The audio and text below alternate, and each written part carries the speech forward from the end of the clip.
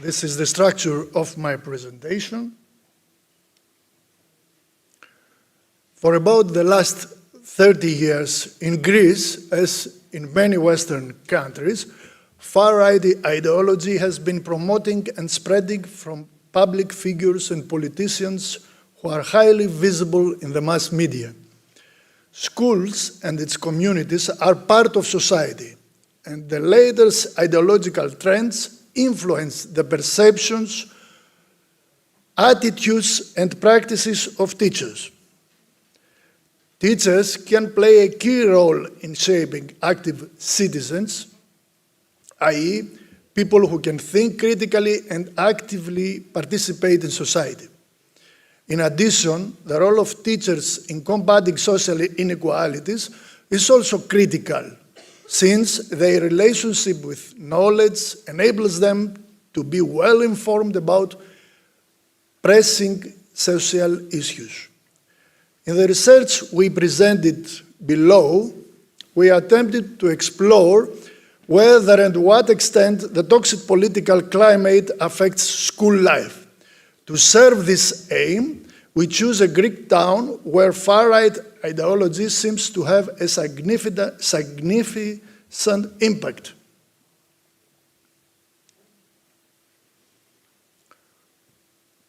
Human rights and intercultural education is the next topic which I very briefly present you. Human rights are moral principles that set specific standards of human behavior and are usually protected by national and international law. Human rights are fundamental rights to which every individual has a legal right from the moment of his or her birth, simply because he or she is a human. As far as the right to education is concerned, it should be open to all, conducted on equal terms for all, free and compulsory as at its basic levels, and should be promoted.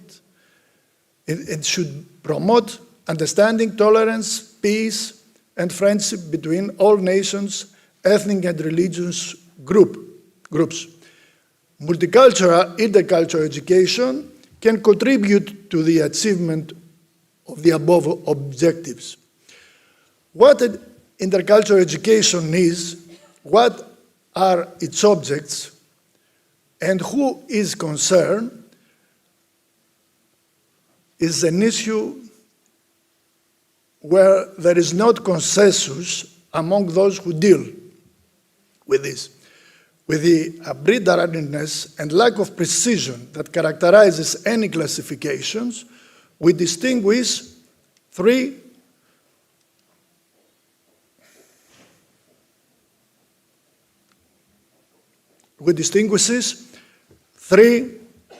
directions of intercultural education: conservative, liberal, and intercultural education for social justice. In the conservative approach, intercultural education concerns only the children of ethnic minority groups, let's say immigrants, refugees, Roma.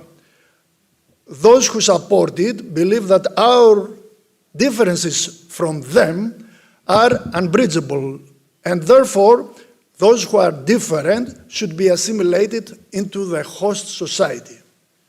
As a result, intercultural intervention's main objective must be to help different children to learn the language, as well as the values, rules, history, and culture of the host country, so that they abandon their different characteristics and assimilate into the new society. In the second approach, the liberal one, intercultural education is for all students, no matter their race, national, or ethnic group. Since all people are equal, schools should recognize all cultures and promote all voices. Intercultural interventions along these lines aim to ensure harmonious coexistence at school and in society at large, and to provide all children with an environment conducive to achieving their educational aspiration and social goals.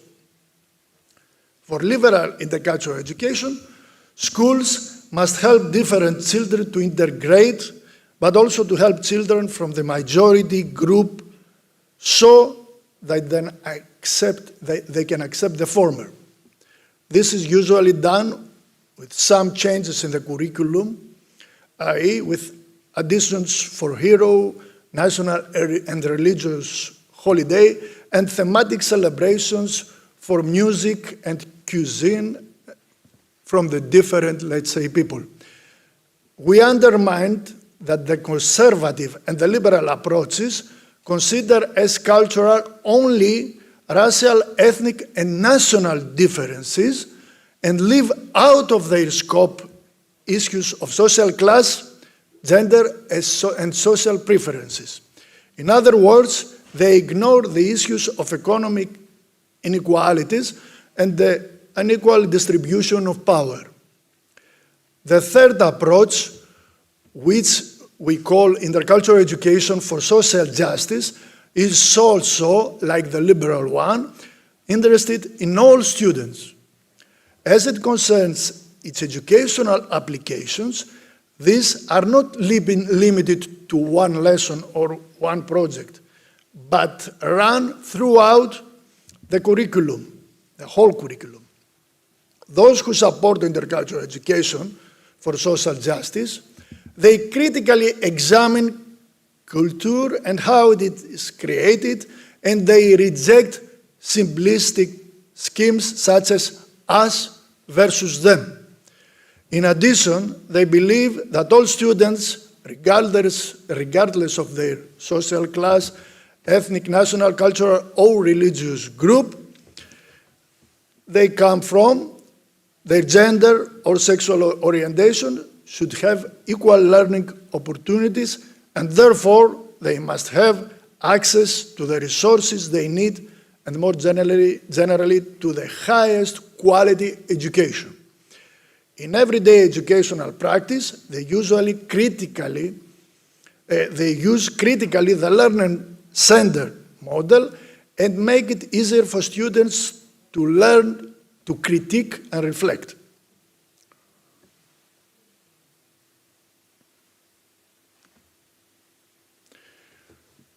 Teachers are part of the society, and therefore they are influenced by dominant ideology. But they are also individuals who can study, analyze, judge, infer, and have informed positions on social issues.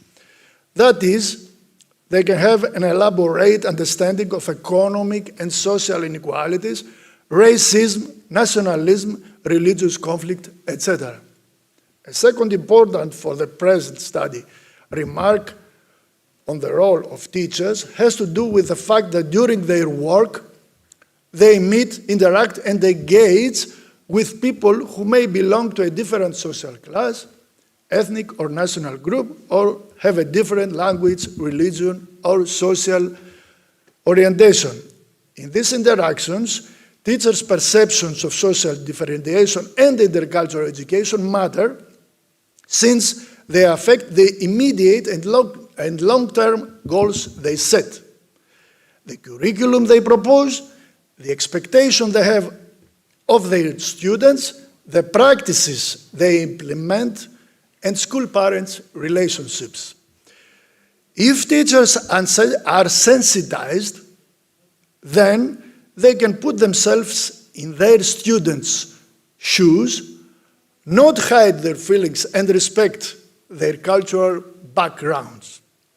Teachers' knowledge of issues of social differentiation can be a weapon so that they can more fully understand the contemporary sociocultural environment and help students to do the same. We stress that teachers' negative attitudes towards inclusion are one of the biggest obstacles to an inclusive school, a school that accepts, embraces, and cares for every student so that they have the maximum opportunity to reach their potential.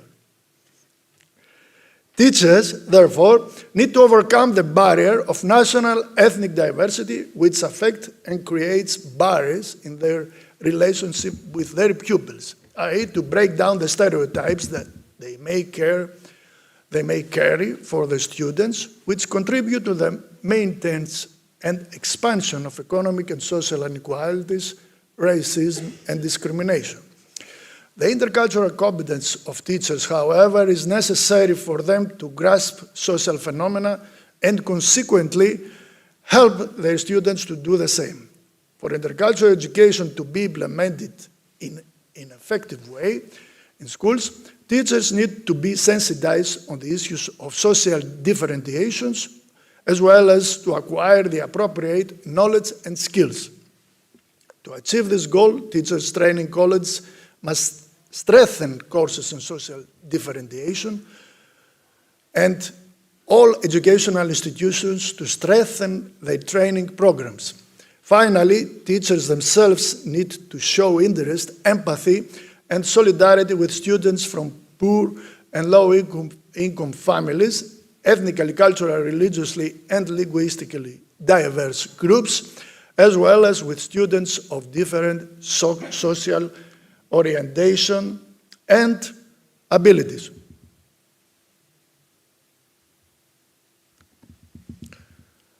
The aim of our research was to explore teachers' perception of social differentiation and intercultural education.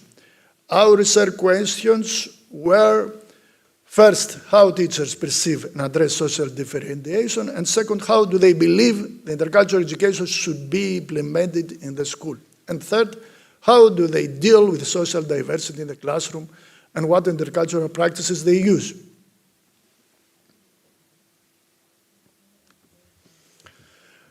To meet these objectives of our research, we choose qualitative research so as to study in depth the particular aspects of the phenomenon.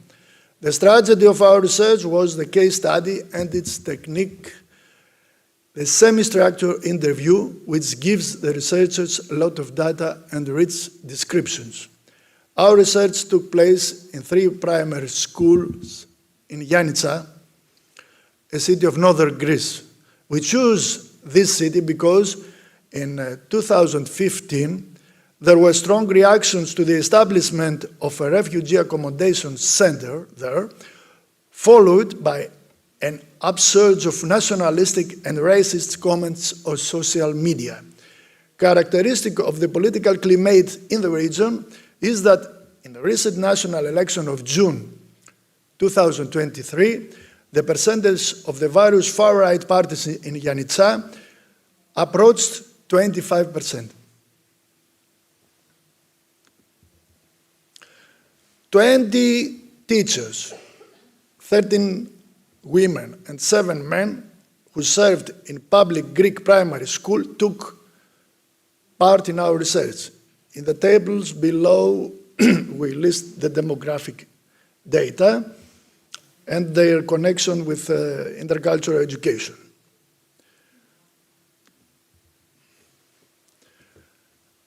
The qualitative data collected from the semi-structured interviews were analyzed through thematic analysis. You can see the 5 themes emerged from this analysis. The order in which we list and present the topic is random, since we believe that each of them fits and shapes the other. The main feeder is the objective of intercultural education, which shapes the quality and characteristics described in the other themes.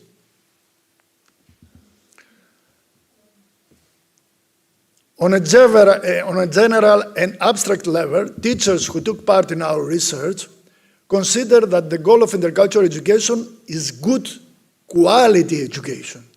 For them, education is a public good, and they themselves, as public servants, must provide it to all children, no matter their background. I have in this, excuse me, some abstract, some parts of their narrative. You can write it if you like. However, in a closer look of the transcription, the teachers in our study consider that intercultural education concerns the integration of students from different cultural backgrounds only. Let's say immigrants, refugees, ethnic minorities. Although in a qualitative research, quantitative data, i.e. numbers and percentages, are not of particular importance, we should note that a significant part of our teachers, almost half of them, do not restrict the aims of intercultural education to the harmonious coexistence of all students, the tolerance of the difference, and to the assimilation of others to the local and national society. On the contrary, they consider that the exchange of cultural elements and experience are useful for all children. You can see here their words.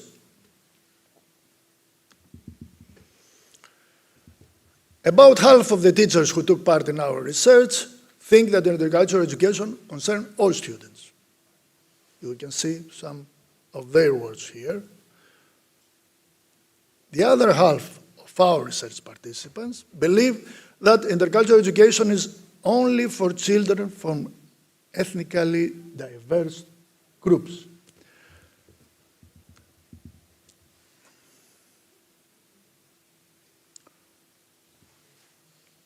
Our teachers make intercultural changes in the curriculum in two ways. First, through the project method, where students select relevant educational material. With this, our teachers aim to familiarize students with each other and develop their relationships, but also to address phenomena such as racism and discrimination. Second, with modules on cultural elements of minority groups in specific subjects such as language, history, and geography.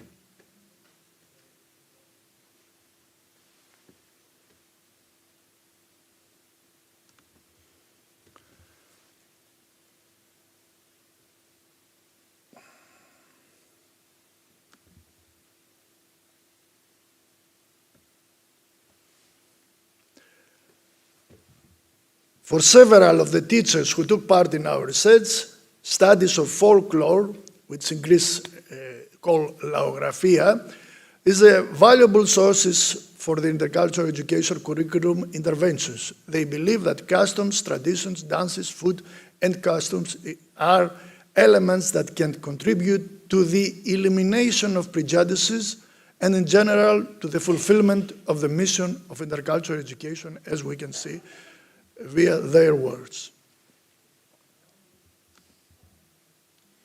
But for several others, a second source of intercultural material is literature. Literature gives teachers the opportunity to introduce social issues such as discrimination and racism into their classrooms.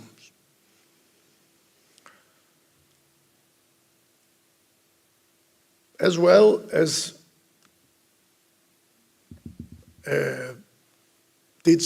with teachers' words, the different students themselves, the different in their meaning, are also a source for adding intercultural content with their narratives, as well as with which students can gather material on the history and activity of their communities.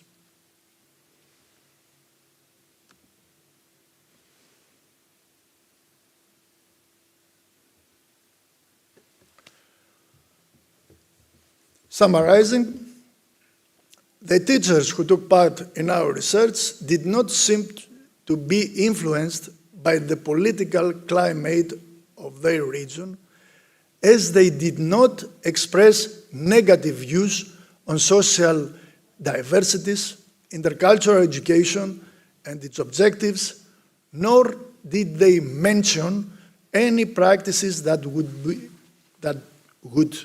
put certain categories of their students at risk. On the contrary, participants in our research seems to care about all their students and want them to have equal opportunities. Here again, it seems that the dominant ideology has led to at best, liberal conception of intercultural education, which borders on individualism and does not address structured problems.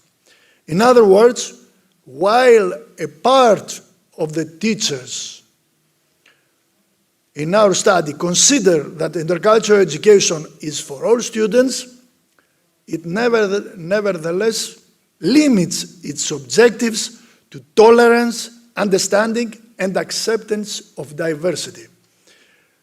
It does not address the unequal power between different groups,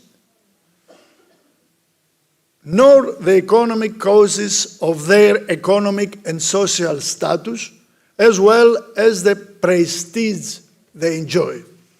Our participants do not seek the causes of poverty and social differences, but it limited to fragmentary references to national heroes and anniversaries, as well as to thematic celebrations of musical and culinary content. For us, intercultural education will be able to help address the dangers to democracy posed by far-right propaganda only if it infuses the entire social curriculum, raising the issues of economic inequalities and the unequal distribution of power. In this way, it will help to create critically thinking people who will actively participate in public life and fight for a better society. Thank you.